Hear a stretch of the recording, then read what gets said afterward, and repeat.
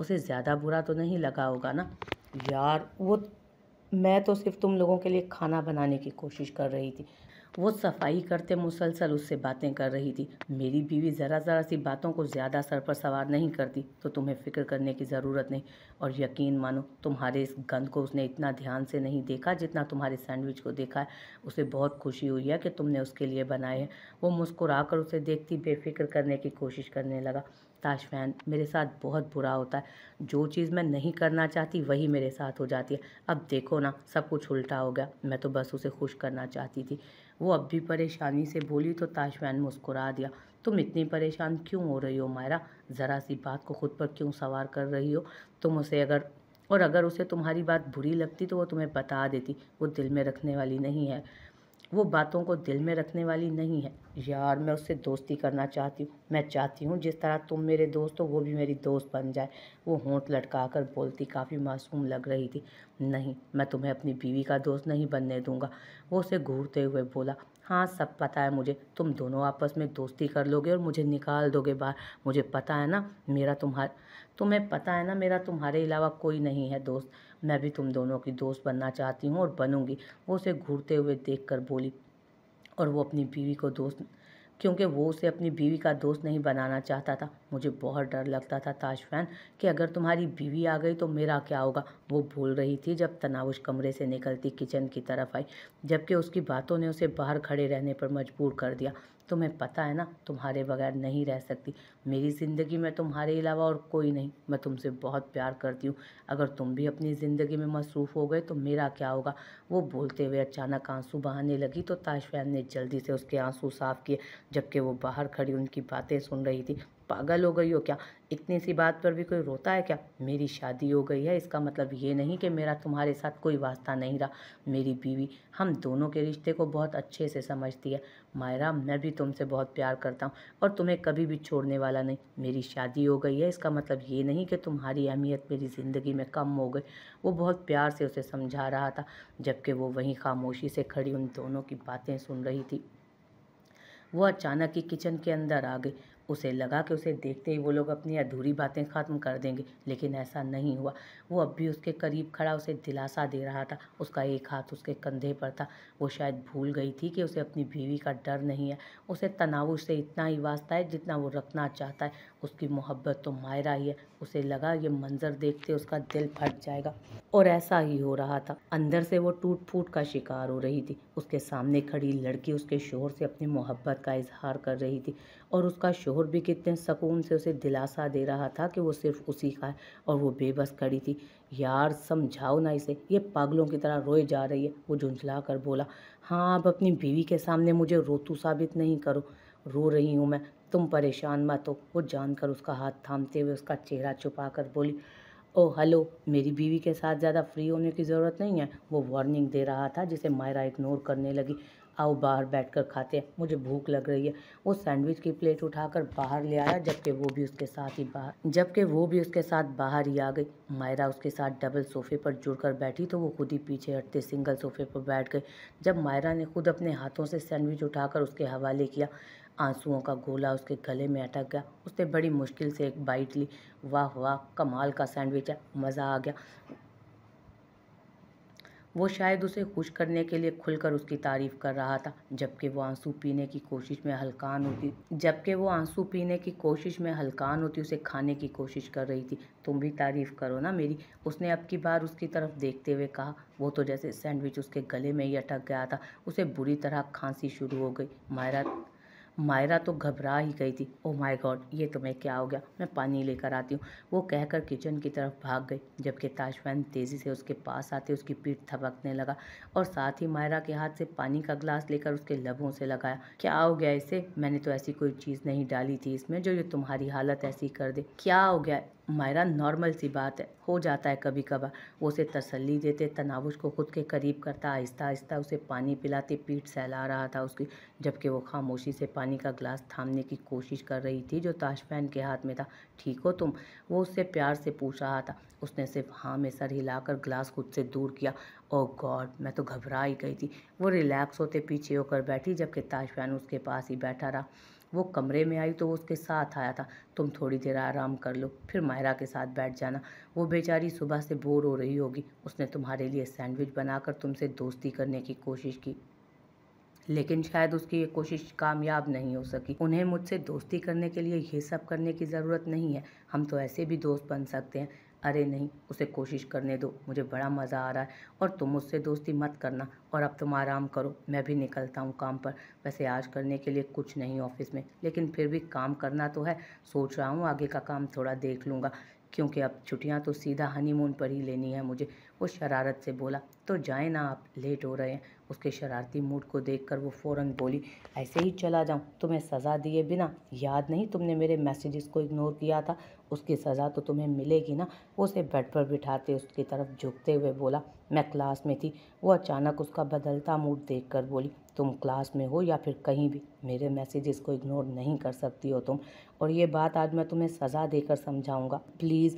वो अटकते हुए बोली, इतनी मासूम शक्ल मत बनाओ, छोड़ने वाला नहीं हूँ मैं तुम्हें। अब इतनी सी बात पर रोना धोना शुरू मत कर देना। जा रहा हूँ ऑफिस, वापस आकर तुम्हें देखूंगा। वो नरमी से उसका चेहरा अपने हाथों में लेता गाल खींचकर बाहर निकल गया। चेहरे पर दिलकश मुस्कुराहट थी, जैसे उसे अपने अमल से बहुत खुशी मिली हो। तुम सच कह रहे हो ना ताशफैन? मुझे रोज जैक्सन की फिल्म में ऑडिशन का मौका मिल रहा है। मुझे यकीन नहीं आ रहा। तुम्हारी किस्मत बहुत अच्छी है ताशफैन, जो तुम्हें इनकार पर मौका मिल गया। रोज जैक्सन की फिल्म बहुत बड़ी थी, उसे कोई इनकार नहीं कर सकता, लेकिन तुमने इनकार करके कमाल कर दिया। मेरे इनकार पर तो वो मुझे अपनी गाड़ी के नीचे कुचल दे, और तुमने इनकार करके पूरी फिल्म हासिल कर ली। कमाल के बंदे हो तुम। बताओ मुझे कब, कहाँ, कितने बजे पहुंचना है? मैं पहुंच जाऊंगी, और तुम कोशिश करना कि वो मुझे रोल मिल जाए। रोज जैक्सन की फिल्म में 4 मिनट का किरदार, मेरे तो नसीब जाग जाएंगे। वो बहुत खुश हो रही थी। मैंने रोज से बात की है, वो ऑडिशन लेने के लिए तैयार हो गई है। बस तुम अपनी तैयारी बहुत अच्छी करके आना। उसके सामने इतनी अच्छी एक्टिंग करना कि वो तुम्हें रख ही ले। हीरोइन की दोस्त का किरदार है, जो फिल्म में 2 से 3 मिनट रहेगी। अगर तुम्हें ये किरदार मिल गया ना, तो किसी ना किसी की नज़र में तुम आ ही जाओगी। वो यकीन से बोल रहा था, जबकि उसकी सारी बातों पर मायरा को भी यकीन था। तुम फिक्र मत करो, मैं इतनी अच्छी प्रैक्टिस करके आऊँगी कि वो मुझे पक्का रख लेगी। मैं आज से ही अपनी प्रैक्टिस शुरू कर देती हूँ। वो पूरे आज़म से बोली तो वो भी उसे गुड लक विश करता घर से निकल गया था। उसने 2 दिन पहले रोज़ से बात की थी। रोज़ को फिल्म की कहानी में यह किरदार बिल्कुल बेमायनी और फालतू सा लग रहा था, जिसका होना या ना होना ज़रूरी नहीं था। लेकिन ताजफैन ने कहा कि यह किरदार फिल्म में होना चाहिए, और उसकी इतनी सी बात पर उसने कह दिया कि जो तैश कहेगा वो वही होगा। अब वो उस किरदार के लिए लड़कियां देख रही थी। जब उसने उसे मायरा के बारे में बताया, वो अपने ऑडिशन में बुरी तरह फेल हो गई थी। ऑडिशन लिए बिना ही उन्होंने उसे निकाल दिया था, और मायरा को इस बात का बहुत अफसोस था। मायरा उस वक्त बहुत बुरी हालत में थी। उसे उसके हॉस्टल से निकाल दिया गया था, और उस वक्त उसके पास कोई जॉब भी ना थी, और ना ही किसी और हॉस्टल में रिहाइश के लिए पैसे। वो मायरा के लिए कुछ करना चाहता था। अगर उस वक्त तनावुश यहाँ पर ना होती तो शायद वो मायरा को अपने घर में भी नहीं रख सकता था। उसे अपने साथ साथ मायरा की इज्जत का भी ख्याल था। उसका बाप उसे पता नहीं आवारा और अय्याश और पता नहीं क्या क्या कहता था। वो जानता था कि मायरा का बिना किसी रिश्ते के उसके साथ रहना उसे बुरी तरह से मुतासिर कर सकता था, लेकिन तनावुश के यहाँ होने की वजह से मायरा को भी सहारा मिल गया था। वो सुकून से इस घर में रह सकती थी, और उसे यकीन था कि उसकी बीवी को इस पर कोई एतराज़ नहीं होगा। फिर वो ताशफैन की बेस्ट फ्रेंड थी, और जितना वो तनावुश को समझने लगा था, उसे यकीन था कि जल्द ही तनावुश भी उसे समझ जाएगी। ये आप क्या पढ़ रही हैं? वो कमरे से बाहर निकली तो वो सोफे पर बैठी कुछ पढ़ने बल्कि रटने में मसरूफ़ थी। उसे यही लगा कि वो भी उसकी तरह स्टूडेंट है। मैं ये डायलॉग्स याद कर रही हूँ। कल मेरा ऑडिशन है, तुम मेरे लिए दुआ करना। अल्लाह पाक आपको कामयाब करे। लेकिन ये है क्या? उसने फ़ौरन दुआ देते पूछा। तुम समझ लो कि कल मेरा टेस्ट है, और मुझे उसमें हर तरह से कामयाब होना है। उसने आसान लफ्ज़ों में उसे समझाया था, क्योंकि ताशफैन ने कहा था कि वो उसे अपने काम से दूर रखना चाहता है। वो उसे फजूलियात में नहीं पढ़ने देना चाहता। वो अपनी प्रोफेशनल लाइफ को पर्सनल लाइफ से दूर रखना चाहता है। इसीलिए उसने भी उसे गहराई में जाकर नहीं समझाया था। अच्छा, कल आपका टेस्ट है, आपको ठीक से तैयारी करनी चाहिए। फिर आप यहाँ बैठकर पढ़ाई करें, मैं आपके लिए दूध गर्म करके लाती हूँ। जब भी हमारे पेपर्स होते थे ना, ताई अम्मी गर्म दूध देती थी हमें। इससे सारा सबक बहुत अच्छे से याद होता है। वो कहकर बिना उसे कुछ जवाब देने का मौका दिए किचन में चली गई थी, जबकि मायरा ये सोच रही थी कि क्या अब उसको ये डायलॉग्स याद करने के लिए बच्चों की तरह पहले दूध पीना पड़ेगा। ये लीजिए गर्मा गर्म दूध, इसे जल्दी से पी जाए, इससे ना सिर्फ आपका दिमाग खुल जाएगा बल्कि सब कुछ याद भी हो जाएगा। अरे देखे नहीं, पिए इसे। वो उसे दूध का ग्लास देखते और उसे घूरते पाकर उसके लबों से अब लगा चुकी थी। मायरा ना चाहते हुए भी दूध पीने पर मजबूर हो गई, क्योंकि वो उस लड़की का दिल नहीं तोड़ सकती थी। यार क्या कर रही हो तुम, ठीक से करो ना, एक डायलॉग सीधा नहीं बोला जा रहा तुमसे।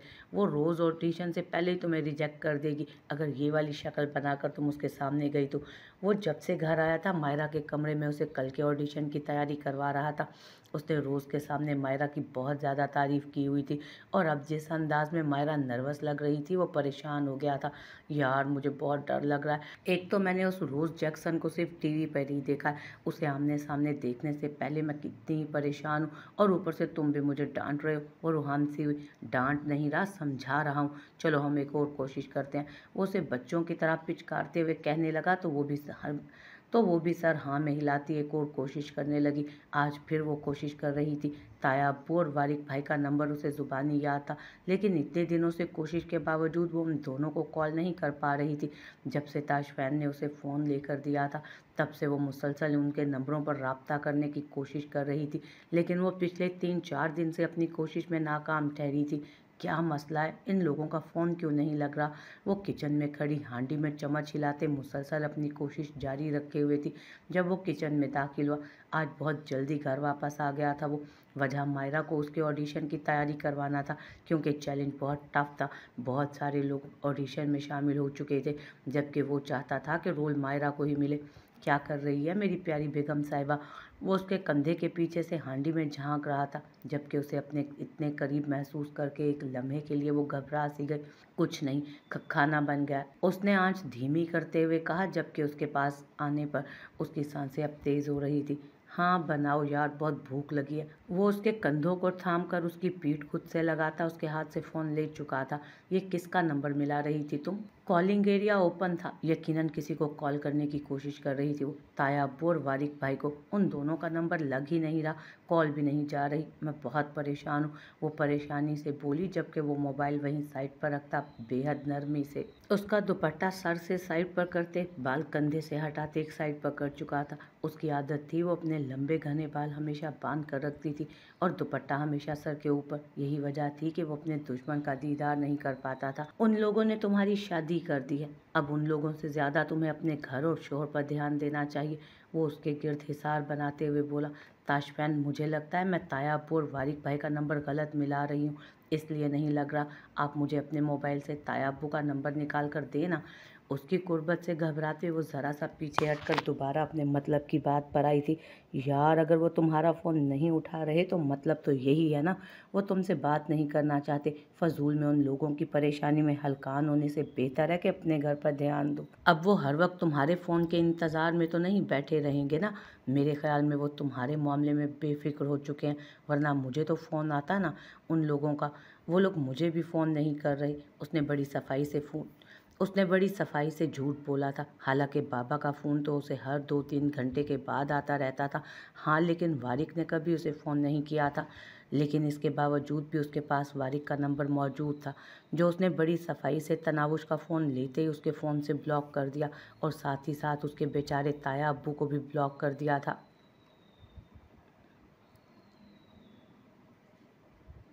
उसने ये दोनों नंबर सिर्फ उसके मोबाइल फ़ोन से नहीं बल्कि उसके नंबर से भी ब्लॉक करवाए, ताकि उसे पता ही ना चल सके कि ये दोनों नंबर क्यों नहीं लग रहे। उसने इतनी सफाई से ये काम किया था कि सामने वाला यही समझता कि दोनों नंबर ही गलत हैं। ऐसा कभी नहीं हो सकता। ताया अब्बू मेरे मामले में बिल्कुल बेफिक्र नहीं हो सकते। ज़रूर कोई बात होगी, आप अपने फ़ोन से फ़ोन करके पूछें, सब सही तो है ना। उसने उसकी तरफ देखते परेशानी से कहा, जबकि वो उसकी बातों से अब उकताने लगा था। यार तुम्हारी ज़िंदगी में मेरी कोई वैल्यू है कि नहीं। यहाँ मैं हर वक्त तुम्हारे आसपास रहता हूँ, तुम्हारी फ़िक्र करता हूँ, और तुम हर वक्त ताया अब्बू और ताई अम्मी और कभी वारिक और कभी सदफ बाजी। तंग आ चुका हूँ मैं इन सारी बातों से। अगर वो लोग तुमसे बात नहीं करना चाहते तो क्यों फजूल में ज़बरदस्ती उनके गले पड़ रही हो। वो गुस्से से कहता किचन से निकलता दोबारा से मायरा के कमरे की तरफ चला गया, जबकि उसने एक बेबस नज़र अपने फ़ोन पर डाली थी। चाहे जो भी हो जाए, ऐसा मुमकिन ही नहीं था कि तायाब और वारिक भाई उसके मामले में बेफिक्र हो जाते। वो ताशफैन की नेचर को बहुत अच्छे तरीके से समझते थे। वो इतनी जल्दी उसे उसके हाल पर तो नहीं छोड़ सकते थे। कुछ तो गड़बड़ थी, कुछ तो हुआ था, वरना वो उससे राब्ता ज़रूर करते। उसने सोचते हुए एक बार फिर नंबर मिलाने की कोशिश की थी, लेकिन नंबर लगता तो कैसे। 2 नंबर उसके फ़ोन से ब्लॉक थे और दोनों के अलावा उसे कोई और नंबर ज़ुबानी याद भी ना था। ताशफैन बेटा, एक बार मेरी बात तनावुस से तो करवा दो। वो अपने कमरे की तरफ आ रहा था जब उसका फ़ोन बजने लगा। अनजान नंबर से देखकर उसने फ़ौरन फ़ोन उठा लिया, लेकिन अब वो पछता रहा था। बेहतर था कि वो पाकिस्तान का कोई भी नंबर अटेंड ना करता। वो आप लोगों से शायद बात नहीं करना चाहती। उसके पास अपना फ़ोन है, अगर वो आप लोगों से राब्ता रखना चाहे तो रख सकती है। इसलिए मैंने आपको ब्लॉक कर दिया था, क्योंकि आप लोग मुझे हर वक्त डिस्टर्ब कर रहे थे।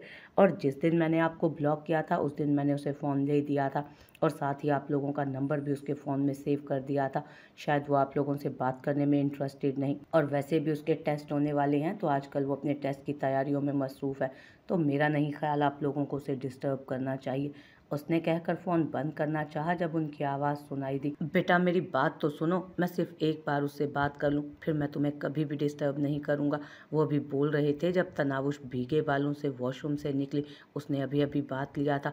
ताया अब्बू का फ़ोन है, उसने उसे देखते ही अचानक पूछा। एक उम्मीद थी, जबकि दूसरी तरफ वो उसकी आवाज़ पहचान चुके थे। फ़ोन दो उसे ताशफैन, मुझे अभी और उसी वक्त इससे बात करनी है। उसे अपने कानों में गुस्से से भरी आवाज़ सुनाई दी। नहीं जान, रॉन्ग नंबर है, फजूल फ़ोन आते रहते हैं। उसने एक तरफ देखते हुए जवाब दिया, जबकि उसे अपने कानों में अब तक उनकी आवाज़ सुनाई दे रही थी। ताशफैन, फ़ोन दो उसे, तुम क्यों झूठ बोल रहे हो? फ़ोन दो उसे, बात करनी है मुझे उससे। दिमाग ख़राब हो गया तुम्हारा? मेरा राब्ता क्यों नहीं करवा रहे हो तुम मुझसे? आखिर मसला क्या है तुम्हारे साथ? मुझे समझ नहीं आ रहा कि तुम मेरी बात क्यों नहीं करवा रहे हो। हफ्ते से ज़्यादा हो गया। उनकी आवाज़ पर वो आंखें घुमाता उन्हें सुन रहा था जब वो बोली, पता नहीं ताया अब्बू का फ़ोन क्यों नहीं आ रहा। मैं तो अब उनसे बात भी नहीं करूँगी, खफा हो जाऊँगी उनसे। फिर कभी लेट नहीं होगा उनका फ़ोन। वो तो मुझे यहाँ भेजकर भूल ही गए हैं। वो उदास बोले जा रही थी। जान, मैंने तुम्हें कहा ना, उन्हें तुम्हारी ज़रूरत नहीं है।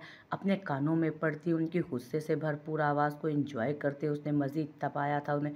ताशफैन, ये तुम ठीक नहीं कर रहे हो। तुम ऐसा नहीं कर सकते। तुम मेरी बेटी को मुझसे दूर हरगिज़ नहीं कर सकते। पछताओगे तुम, याद रखना अपनी इस गलती को। वॉटएवर। उसने तंग आकर फ़ोन बंद कर दिया।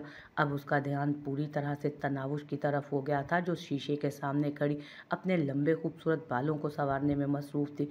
उसके इतने लंबे बाल थे, ये तो उसने नोट ही नहीं किया था, लेकिन अब वक्त आ गया था कि वो आहिस्ता आहिस्ता उसे हर तरह से नोट कर रहा था। वो फ़ोन बेड पर उछालता आहिस्ता आहिस्ता उसके करीब आते पीछे से उसे अपने हिसार में लेता, उसके गालों पर अपने लब रख चुका था। डिम्पल्स वाली स्माइल दो। वो प्यार से उसका सर अपने सीने से लगाते बोला। दोनों का आँख सामने आईने में नुमाया होता दोनों को मुकम्मल बना रहा था। उसकी हाइट काफ़ी छोटी थी उससे, वो भी मुश्किल से उसके सीने तक आती थी। वो खुद भी बहुत छोटी थी, उससे तकरीबन 7.5 साल छोटी। आपने मना किया था ना, उसने सुबह वाला मैसेज याद करते हुए कहा। मैंने कब मना किया तुम्हें स्माइल करने से? वो परेशानी से उसका चेहरा देखने लगा जहाँ मासूमियत की इंतहा थी। आज सुबह मैसेज पर आपने कहा था ना डिम्पल्स शो मत करो हर किसी को, उसने याद दिलाना चाहा। अब हर किसी में मैं तो शामिल नहीं होता। मैंने इसलिए कहा था कि तुम मेरे अलावा किसी दूसरे के सामने अपने डिम्पल्स की नुमाइश ना करो। मुझे देखकर तो कर सकती हो प्यारी सी मीठी सी स्माइल, बल्कि मुझे ही देखकर कर सकती हो। वो अपनी बात की दरुस्तगी करते बोला, जबकि उसने अपने लबों को ज़रा सा फैलाकर उसकी फरमाइश पूरी की। बहुत नकली लग रही है, वो उसे घूर कर बोला। मुझे ज़बरदस्ती की हंसी नहीं आती, मुझे नहीं आ रही हंसी, बल्कि मेरा रोने को दिल कर रहा है, वो मासूमियत से कहती आईने के सामने से हटती बेड पर आ बैठी। क्यों? रोने को दिल क्यों कर रहा है तुम्हारा? तुम्हें कुछ चाहिए क्या? तुम्हें चॉकलेट खानी है या आइसक्रीम? मैं अभी ला कर दूंगा। वो जल्दी से उसके साथ वहीं ज़मीन पर बैठते हुए उसका चेहरा अपने हाथों में थामे पूछने लगा। वो यहाँ उसके पास उदास थी, परेशान थी। ये बात उसे सुकून नहीं लेने दे रही थी। कौन सी बात थी जो उसको रोने पर मजबूर कर रही थी? मुझे ताया अब्बू की याद आ रही है, कितने दिनों से उनसे बात नहीं हुई। उसकी आंखों से मोटे मोटे आंसू गिरने लगी। लड़की, ये क्या बेवकूफ़ी है, इतनी सी बात पर कोई रोता है क्या? वो परेशान हो गया था, और साथ साथ अब उसे गुस्सा भी आ रहा था। मुझे ताया अब्बू से बात करनी है, प्लीज़ आप मेरी बात करवाएं ना उनसे। वो उसके दोनों हाथ अपने हाथों में थामे इल्तजा मजाक कर रही थी और यहीं वो पिघल गया। जान मेरी बात सुनो, मैंने अभी उन्हें फ़ोन करने की कोशिश की लेकिन उनका फ़ोन नहीं लग रहा, जिस तरह से तुम्हारा नहीं लग रहा। कल मैं अपने ऑफिस में जाकर उनका नंबर लगाऊंगा और नंबर निकलवाऊंगा उनका कोई, क्योंकि जो नंबर यहाँ हमारे पास है वो तो लग नहीं रहा। हो सकता है मुझे कोई और नंबर मिल जाए जिससे हम उनसे रब्ता कर सकें। तो इंशाल्लाह मैं कोई ना कोई इंतज़ाम कर दूंगा। अब तुम्हें सो जाना चाहिए, बहुत रात हो चुकी है। वो उस वक्त उसे उस टॉपिक से ही हटाना चाहता था। आप कैसे करेंगे राब्ता? वो अब भी उसे ही देख रही थी, जबकि उसकी नज़रों से उसे घबराहट हो रही थी। वो कितना झूठ बोल सकता था उससे। वो सिर्फ उन लोगों को उसकी ज़िंदगी से दूर करना चाहता था। अगर वो खुद अपनी ज़िंदगी में उन लोगों को कुछ नहीं समझता था तो वो यही चाहता था कि उसकी बीवी का भी उन लोगों से कोई ताल्लुक़ ना रहे। लेकिन वो उनके साथ बहुत अटैच थी। वो इतनी जल्दी उन सबको भुलाकर आगे नहीं बढ़ सकती थी। लेकिन ताशफैन अपने फैसले पर बरकरार था। वो बेड पर उसे लेटाते हुए उस पर कंबल सीधा करता उसके साथ ही लेट गया। वो तो कल पता चलेगा कि मैं उनसे रब्ता कर भी पाऊंगा या नहीं। मैं तुम्हें इस रिश्ते को समझने के लिए वक्त दे रहा था, लेकिन अगर अब तुम मज़ीद कुछ बोली तो मैं खुद की कोई गारंटी नहीं देता कि अब खुद पर कंट्रोल कर भी पाऊंगा या नहीं। उसका सर अपने सीने पर रखते उसके गिर्द अपने बाजुओं का हिसार बनाते वो बोला था, जबकि उसकी कुर्बत पर बेहाल होती। वो चाह कर भी कोई मज़ीद सवाल नहीं कर पाई थी।